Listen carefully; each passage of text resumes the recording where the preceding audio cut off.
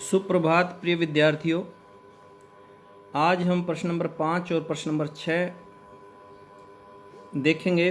पाठ नंबर 13 इतिहास 12वीं कक्षा। कल हमने प्रश्न नंबर 3 और 4 के विषय में पढ़ा था, जिसमें नमक कानून, स्वतंत्रता संघर्ष का महत्वपूर्ण मुद्दा क्यों बन गया, गांधी जी का उसमें क्या योगदान था, और राष्ट्रीय आंदोलन के अध्ययन में अखबार महत्वपूर्ण स्रोत क्यों थे। देखिए, अखबारों से हमें उस समय के समाचार पत्रों से हमें उनकी उस समय की घटनाओं का, महात्मा गांधी के विषय में और अन्य नेताओं के विषय में, राष्ट्रीय आंदोलनों के विषय में पता चलता है, और ब्रिटिश सरकार का जो रुख था, दृष्टिकोण था, उसके बारे में भी पता चलता है।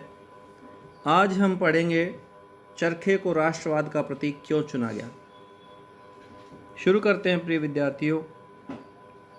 विद्यार्थियों, यदि कोई समस्या हो तो आप कमेंट बॉक्स में भी लिख सकते हैं, आप मुझसे सीधा कांटेक्ट कर सकते हैं। शुरू करते हैं। गांधी जी चरखे को एक आदर्श समाज के प्रतीक के रूप में देखते थे। वे प्रतिदिन अपना कुछ समय चरखा चलाने में व्यतीत करते थे।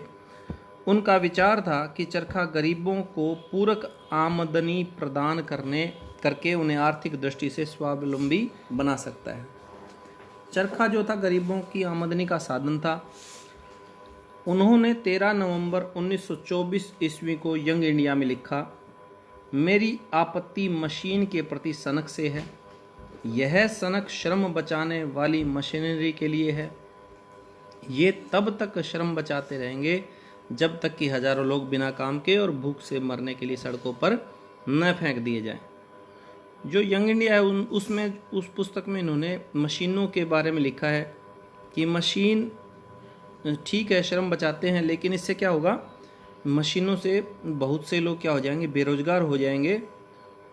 मैं मानव समुदाय के किसी एक हिस्से के लिए नहीं, अपितु सभी के लिए समय और श्रम बचाना चाहता हूँ। मैं धन का केंद्रीकरण कुछ ही लोगों के हाथों में नहीं, अपितु सभी के हाथों में करना चाहता हूँ। देखिए, मशीनें कौन लगाएगा, धनी व्यक्ति। उद्योग कौन लगाएगा, धनी व्यक्ति। जो धन इकट्ठा हो किसके पास, उसका केंद्रीकरण किसके पास होगा, धनी व्यक्तियों के पास होगा, उद्योगपतियों के पास होगा। लेकिन गांधी जी इसके विरोध करते थे। वो चाहते थे कि सभी के पास धन हो, अपनी ज़रूरत की, अपनी आवश्यकताओं की वो पूर्ति कर सकें। इसलिए वो मशीनीकरण का विरोध करते थे। गांधी जी ने 17 मार्च 1927 ईस्वी को यंग इंडिया में लिखा था, खद्दर मशीनरी को नष्ट नहीं करना चाहता, अपितु यह इसके प्रयोग को नियमित करता है और इसके विकास को नियंत्रित करता है। यह मशीनरी का प्रयोग सर्वाधिक गरीब लोगों के लिए उनकी अपनी झोपड़ियों में करता है। पहिया अपने आप में ही मशीनरी का एक उत्कृष्ट नमूना है। वो कहते थे कि जो ये चरखा है वो भी मशीनरी है, लेकिन आम व्यक्ति अपने घरों में बैठ के इससे रोजगार प्राप्त करते हैं। वास्तव में चरखे के साथ गांधी जी भारतीय राष्ट्रवाद की सर्वाधिक स्थायी पहचान बन गए थे। वे अन्य राष्ट्रवादियों को भी चरखा चलाने के लिए प्रोत्साहित करते थे। चरखा जन सामान्य से संबंधित था और आर्थिक प्रगति का प्रतीक था, इसलिए इसे राष्ट्रवाद के प्रतीक के रूप में चुना गया। प्रिय विद्यार्थियों, अब शुरू करते हैं प्रश्न नंबर 6। असहयोग आंदोलन एक तरह का प्रतिरोध कैसे था। असहयोग आंदोलन मतलब ब्रिटिश सरकार को किसी भी रूप में सहयोग न करना। इसके निम्नलिखित कारण थे। प्रतिरोध निम्नलिखित कारणों से था। असहयोग आंदोलन एक तरह का प्रतिरोध निम्नलिखित कारणों से था। नंबर 1, असहयोग आंदोलन एक तरह का प्रतिरोध इसलिए था क्योंकि ब्रिटिश सरकार द्वारा थोपे गए रॉलेट एक्ट जैसे कानून के वापस लिए जाने के लिए जन आक्रोश या प्रतिरोध अभिव्यक्ति का लोकप्रिय माध्यम था। रॉलेट एक्ट आपको बता देता हूँ, एक काला कानून था जिसके अनुसार किसी भी व्यक्ति को कोई भी शक होने पर बिना मुकदमा चलाए सजा हो सकती थी। इसका विरोध भारतीयों ने किया।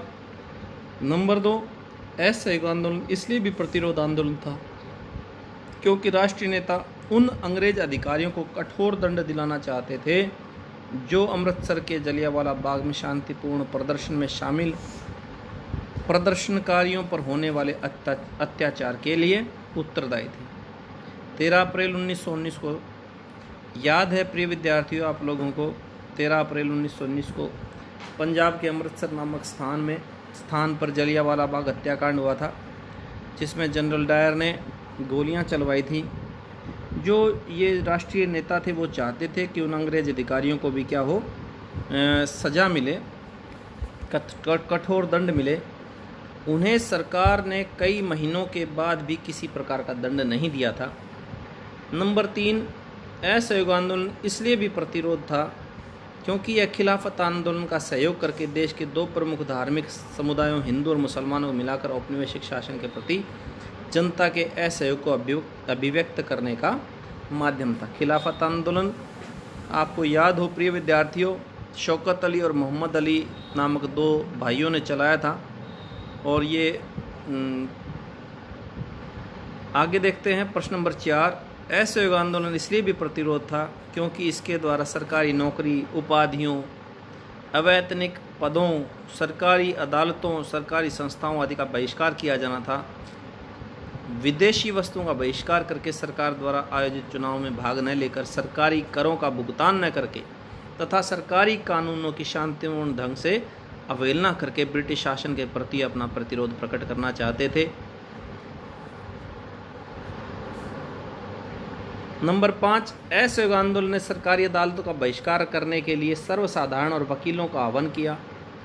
गांधी जी के इस आह्वान पर वकीलों ने अदालतों में जाने से मना कर दिया। प्रिय विद्यार्थियों, प्रश्न शुरू होने से पहले मैंने आपको बताया था कि इसमें जो भी सरकारी काम थे उनको प्रभावित करना था ताकि आम जनता की, भारतीय जनता की बात सरकार सुने। इस व्यापक लोकप्रिय प्रतिरोध का प्रभाव अनेक कस्बों और नगरों में कार्यरत श्रमिक वर्ग पर भी पड़ा। वे हड़ताल पर चले गए। जानकारी के अनुसार 1921 में 396 हड़तालें हुई, जिनमें 6 लाख श्रमिक शामिल थे और इससे 30 लाख कार्य दिवसों की हानि हुई। नंबर 7, असहयोग आंदोलन का प्रतिरोध देश के ग्रामीण क्षेत्रों में भी दिखाई दे रहा था। उदाहरण के लिए उत्तरी आंध्र की पहाड़ी जनजाति ने वन्य कानूनों की अवहेलना कर दी। अवध के किसानों ने कर नहीं चुकाया। कुमाऊं के किसानों ने औपनिवेशिक अधिकारियों का सामान ढोने से साफ मना कर दिया। इन आंदोलन को कभी कभी स्थानीय राष्ट्रवादी नेतृत्व की अवज्ञा करते हुए भी कार्यान्वित किया गया है। इस प्रकार यह कहना उचित ही होगा कि असहयोग आंदोलन प्रमुख उद्देश्य औपनिवेशिक शासन का प्रतिरोध करना था। प्रिय विद्यार्थियों, आज के लिए इतना ही। Wait for my next lecture. Thank you.